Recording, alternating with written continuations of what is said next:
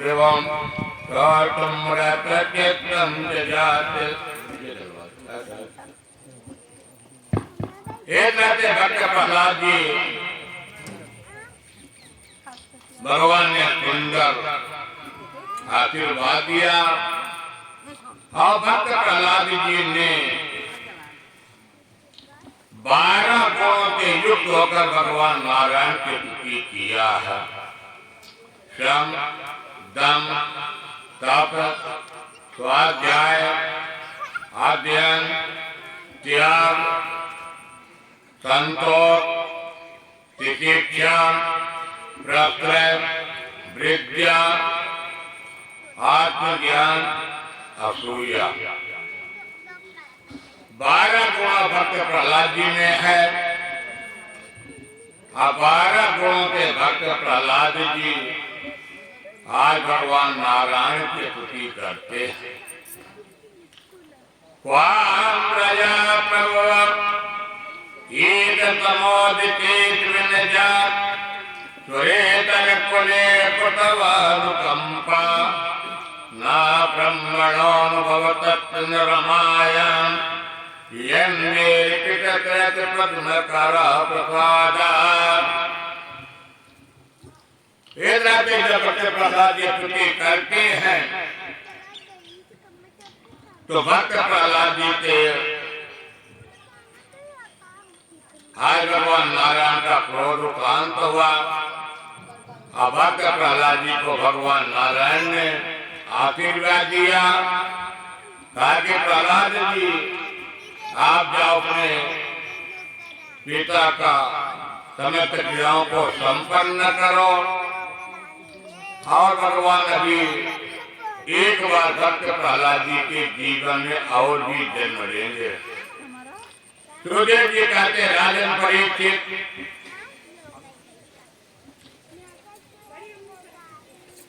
गृहस्थाश्रम का भी वर्णन किया गया।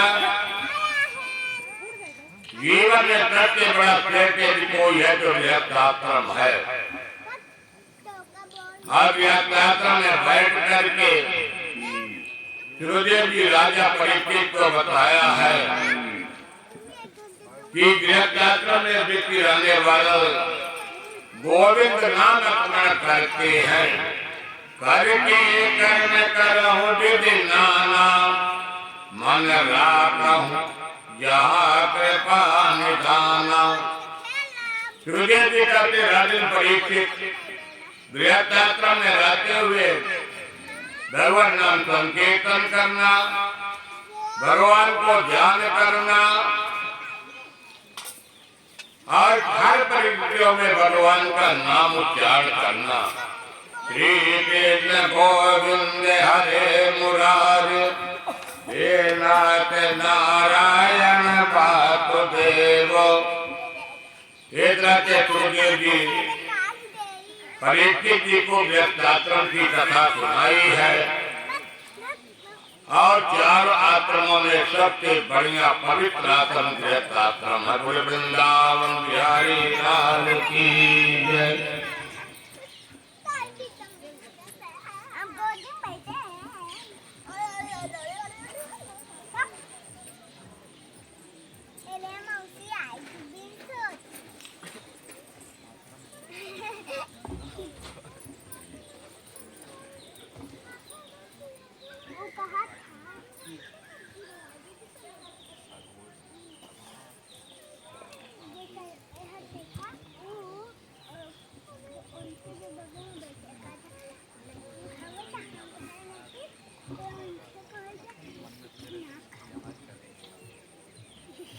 ये गजराज थे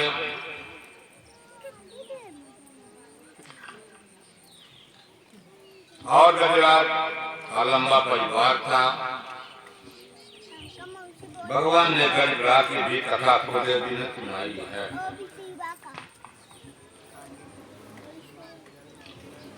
डेढ़ तो बच्चे थे।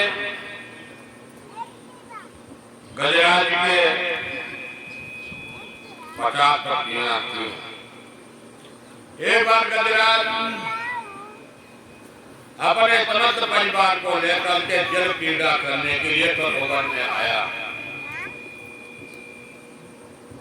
और उस सरोवर में सबसे पहले ग्राम का निवास था और वह ग्राम जल में सबसे मजबूत प्राणी कहलाता। आने वाले कली में विपत्ति का विचार नहीं किया और जाकर के ग्राम गजराज के पांव को पकड़ लिया। गज और ग्राम की लड़ाई 3 महीने चलती है।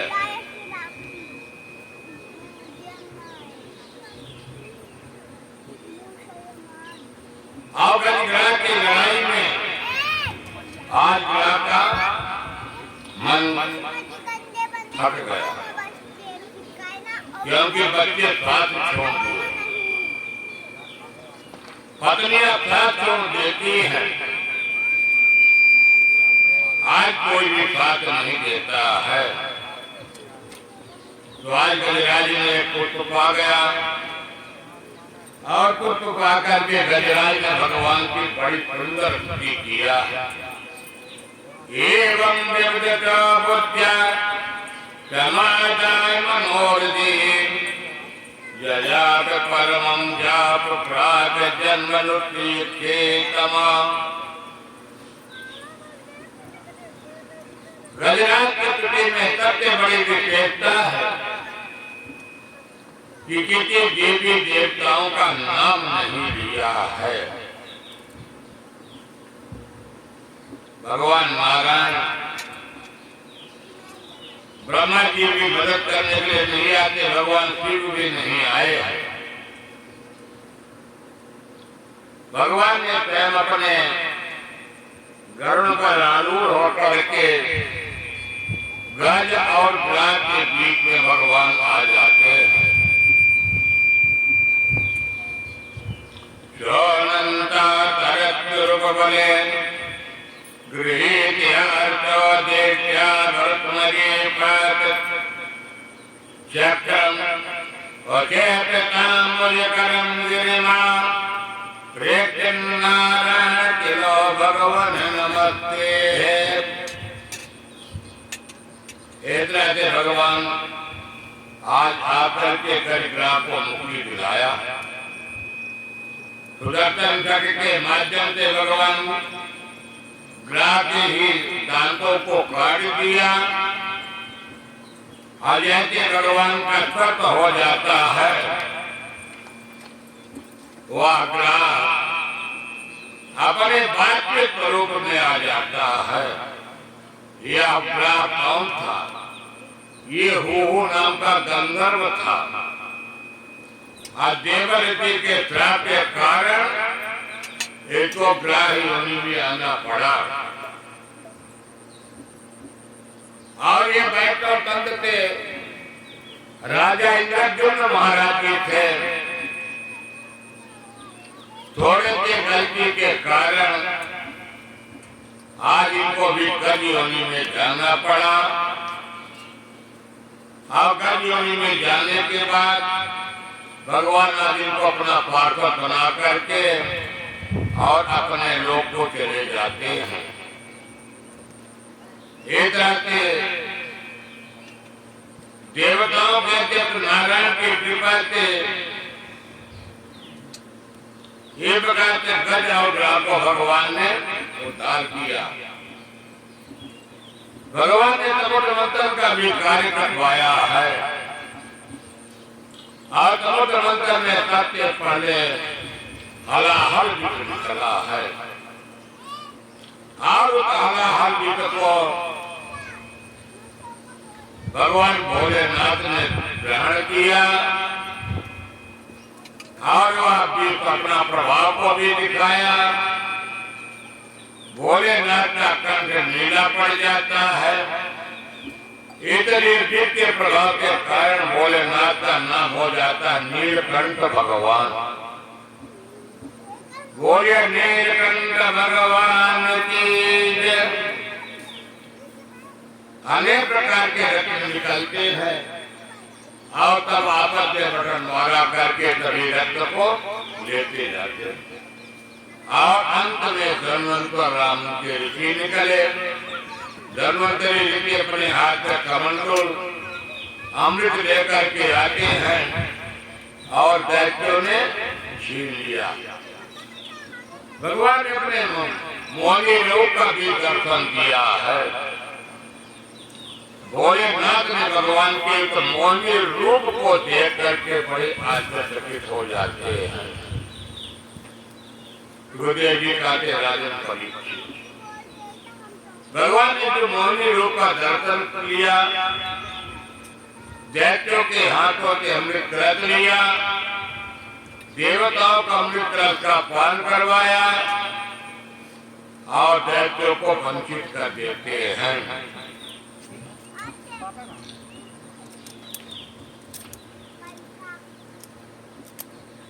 वेदव्याचार्य के माध्यम से राजा बल की स्वर्ग का सिंहासन भी गुरु कृपा के कारण राजा बल को मिलता। देवताओं को बंदी बना लिया जाता। देवता लोग परेशान हो जाते हैं और देवता लोग परेशान होकर के भगवान के शरणागति लेते हैं और भगवान के जाकर के निवेदन करते हैं। भगवान ने समझाया कि आप लोग चले जाइए महामूल कर्तव्य के पास। महामूल कर्तव्य अपने पत्नी की महारानी को वयोव्रत विधि का विधान बताएंगे और मैं अपने घोड़ों के बन करके बानों घोड़ों का मेरा भगवान का प्रागट्य होगा।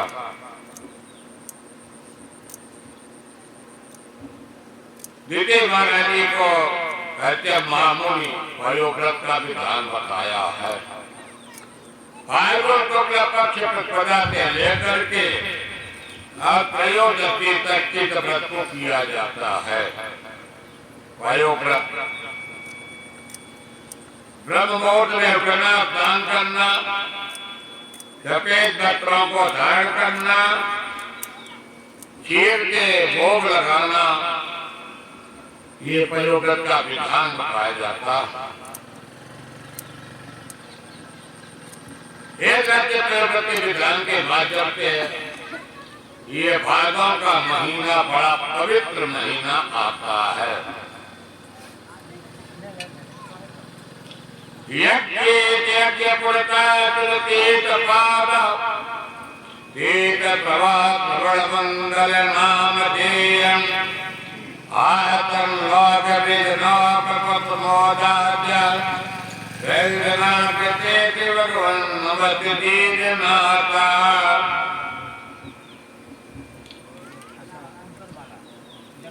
विश्वास को फलदायक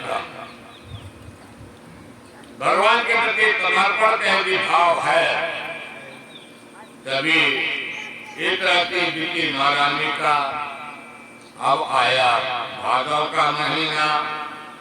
देवताओं के कार्य पूर्ति करने के लिए सबसे पहले भगवान के वामन अवतार हुआ है। श्रवणद्वादशं मुहूर्ते व्यते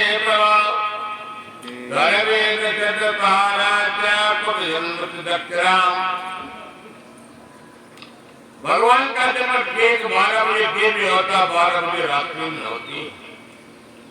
जैसे राघव का जन्म 12 बजे दोपहर में हुआ, बलदाव जी का 12 बजे दोपहर में हुआ, बड़ बामन का भी अवतार हुआ। बामन भगवान 12 मुखी के थे, छोटे बौने स्वरूप थे और भगवान का किसी कोप के जन्म नहीं होता, भगवान का अवतार होता है। बोले बामन भगवान की जय।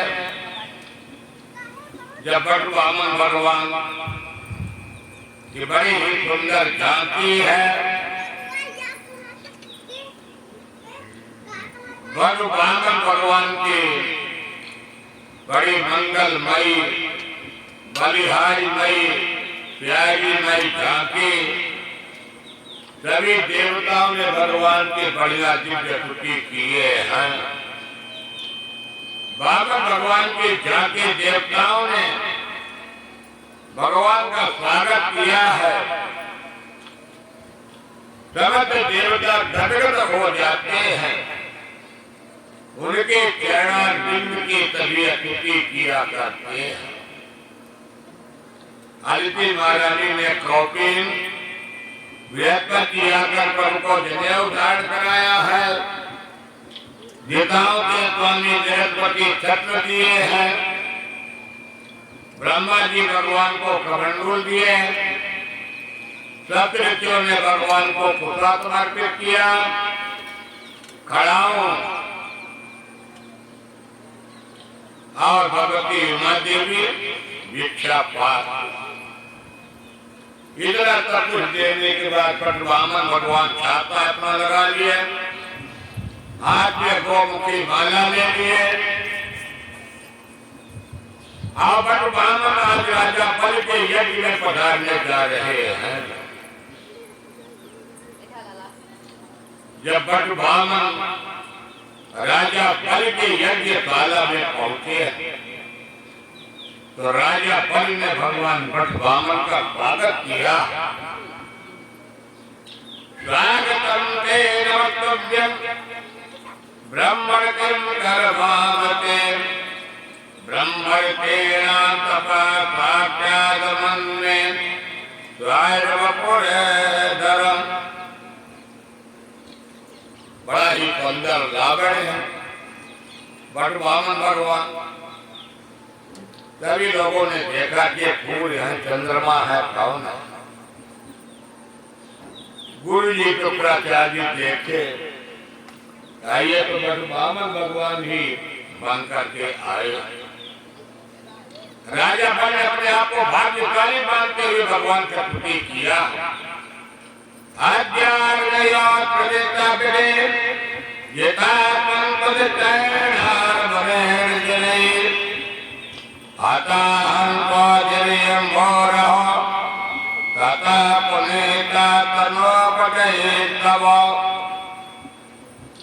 राजा बल ने भगवान का स्वागत किया कि मेरे कुल पवित्र हो गया, मेरा खानदान पवित्र हो गया, आज मेरा यज्ञ संपन्न हो गया। ब्राह्मण जो मेरे यज्ञशाला में पधार गए, अभी भगवान बैठे नहीं हैं, न कुछ मांग रहे हैं। राजा बलि ने बिना मांगे भगवान को दे दिया है। राजा बलि ने क्या क्या दिया? गाम कांचनम गुणबलदागमेकम तथा नकेतुर्यज्ञप्रकन्याम ग्रामान प्रवृद्धान पुरगान गजान वारतातुर्तम प्रतीक्षत। कन्या का विवाह करा दो, गांव विराम दिवा दो, यानी राजा बलि तब दे दिया। भगवान अभी कुछ नहीं बोले। जब भगवान का माला पूरा हो गया तब भगवान खाली हो गए और राजा बलि के आसन में जाकर के राजा बलि ने आसन दिया। बट ब्राह्मण भगवान आसन में विराजमान हो गए। अब विराजमान होने के बाद बट ब्राह्मण भगवान को पुनः बोलते हैं। बट ब्राह्मण भगवान ने कहा कि मुझे कुछ नहीं चाहिए।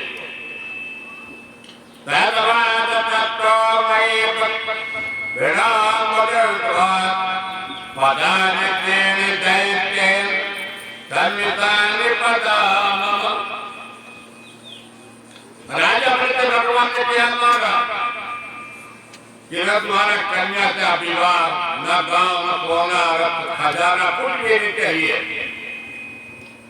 यदि राजा तुम देना चाहते हो तो मेरे चरण चिन्ह से 3 पग जमीन दे दो। 3 पग जमीन दे दो, मुझे ज्यादा नहीं। अरे राजा मजाक कर रहे ब्राह्मण, 3 पग जमीन में क्या होगा? भगवान ने कहते तुझसे क्या लेना देना? मेरा जितना जरूरत है मैं उतना ही लूंगा।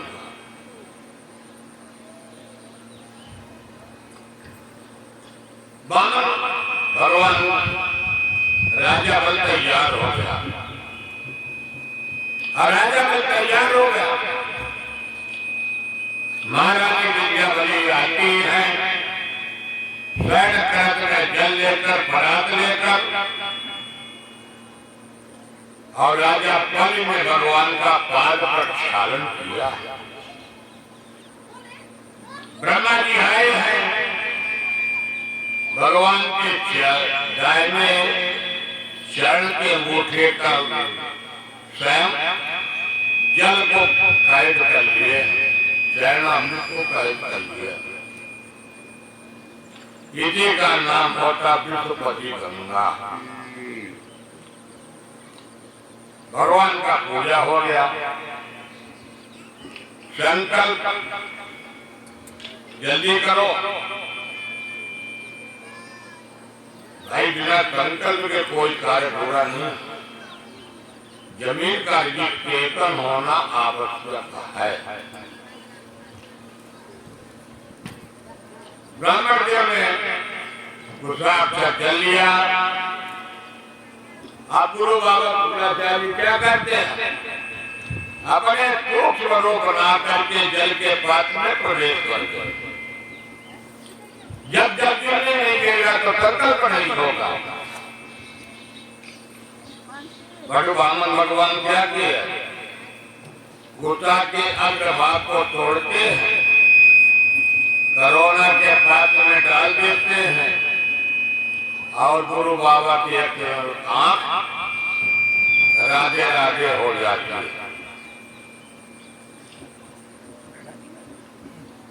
संकल्प हुआ, वामन रूप आए, वामन आए, इमाम तेरे पदान पृथ्वी अहम संप्रद। संकल्प हो गया। गुरु बाबा नाराज हो गए, कहते हैं जानते हो कौन है? आए तुम्हें रोच में साक्षात भगवान कृत रूपया, कहते जातिर जातो देवा नाम कार्यता जगा। अरे ये तो ब्राह्मण मान रहे, ये ब्राह्मण नहीं है, ये देवताओं के कार्य को सिद्ध करने के लिए ब्राह्मण बन करके आए हैं। अरे गुरु जी तक तो और बढ़िया। पर देखिए सुखदेव जी कहते राजा परीक्षित, यदि कोई कहे कि राजा पल नहीं जानता, राजा मत जानता, पर यहाँ पर ब्राह्मण बन के आए, दीक्षा पाठ। गुरु जी ने कहा कि झूठ बोलो। 8 जगह झूठ होने पर पाप नहीं लगता। उपदेश दिया शुक्राचार्य, ये नर विवाहित वृत्तये प्राण संकटे गो ब्राह्मण आरते हिंसायाम नान्यतम त्याजुक्तेतम। 8 जगह जब ब्राह्मण को उपदेश दिया, कहा गुरु जी मुझे कोई संताप नहीं है, मैं झूठ क्या बोल दूं? अरे मैंने 3 पर जमीन देने के लिए बात कहा, मैंने 3 पर जमीन दूंगा। गुरु जी नाराज हो गए, अब गुरु जी नाराज होकर के कहते हैं, अरे भैरवचंद, तुम्हारे पास क्या बचेगा?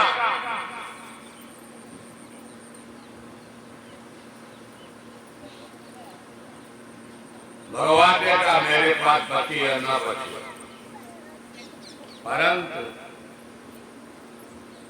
मैं भी जानता हूं और मैं झूठ क्यों बोलूं, मुझे क्या दिक्कत है? अब गुरु जी ऐसा है कि आप परेशान मत होइए, ये बैठ जाओ,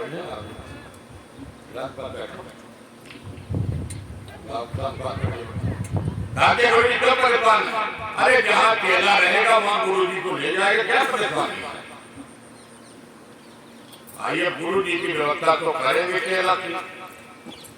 भगवान ने क्या किया? कहे भाई देखो लड़ाई झगड़ा काम नहीं है। अरे गुरु जी अपना काम करिए।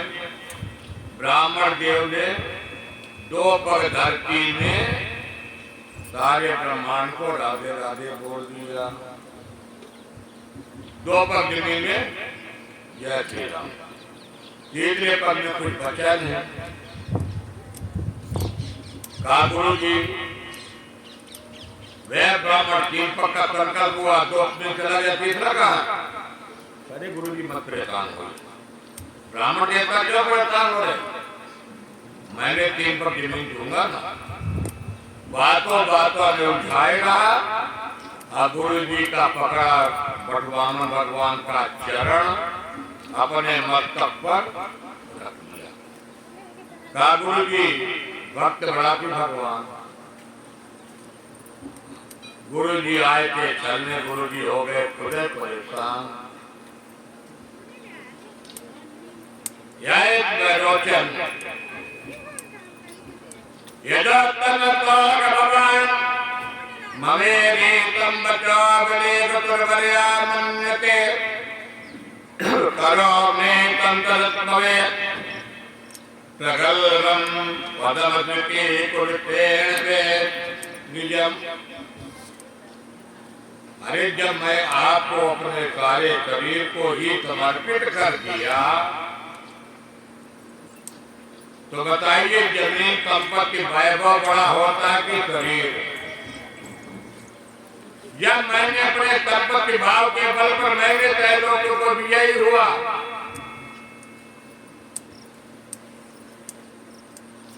तो जब मैं अपना शरीर सौंप दिया तो संपत्ति सब सौंप दिया। भगवान का ही मान गए राजा बल। मैं तो तुमको छलने के लिए आया था पर तुम मुझे छल लिए। कहा कुछ मार लो, मैं तुमको यहाँ का राजा बना रहा हूँ, सुतल लोक का राजा। तो भगवान ने कहा कि तुम राजा राजा रहोगे, मांगो क्या चाहते हो? तो कहा था कुछ नहीं चाहिए, बता मेरे चौकीदार का हाथ बन जाओ, गदा लेकर के मेरे दरवाजे पर खड़े हो जाओ, जब मैं जागू आपका दर्शन मिलता रहेगा, यही चाहिए। भगवान ने चौकीदार को आकर चौकी देने के गदा लेके भैया सुतल लोक के राजा बन गए। भगवान पहरेदार बन के खड़े हैं।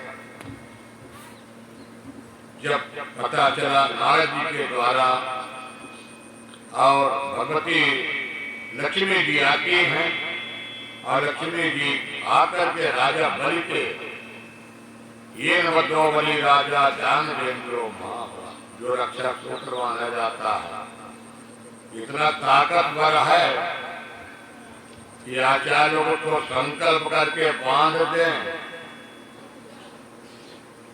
उस रक्षा सूत्र को तो कुछ भी नहीं आ सकता।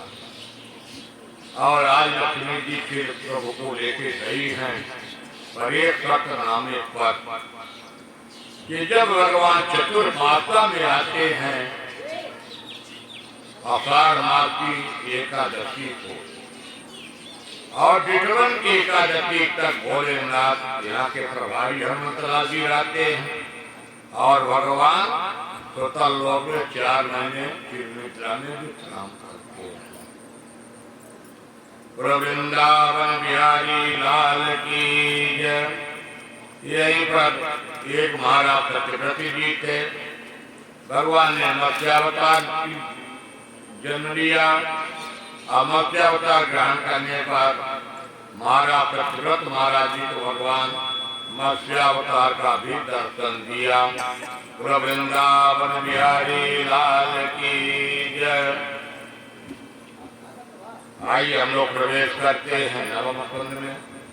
आज भगवान कृष्ण का जन्मोत्सव भी करना।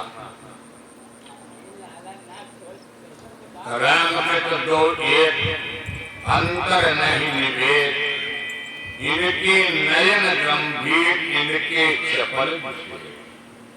हमारे प्रभु राम जी हैं कन्हैया नटखट नागर। थोड़े जी कहते राजन परीक्षित। भागवत में राम की कथा बड़ा संक्षिप्त में लिखा है, क्योंकि राम की कथा यदि भागवत में लंबे विस्तार से लिख जाते तो भगवान नारायण की कथा की कथा बाकी रहता है। राजा परीक्षित का समय जिसकी था इधर रहते इसी कुल में अमृत महाराज जी हुए और वैष्णव संत कहलाते हैं। अमृत जी कार्तिक के महीने में एकादशी का व्रत किया। दुर्वासा ऋषि द्वादशी की तिथि पर आते हैं भोजन में, यमुना में स्नान करने के लिए चले जाते हैं और उनका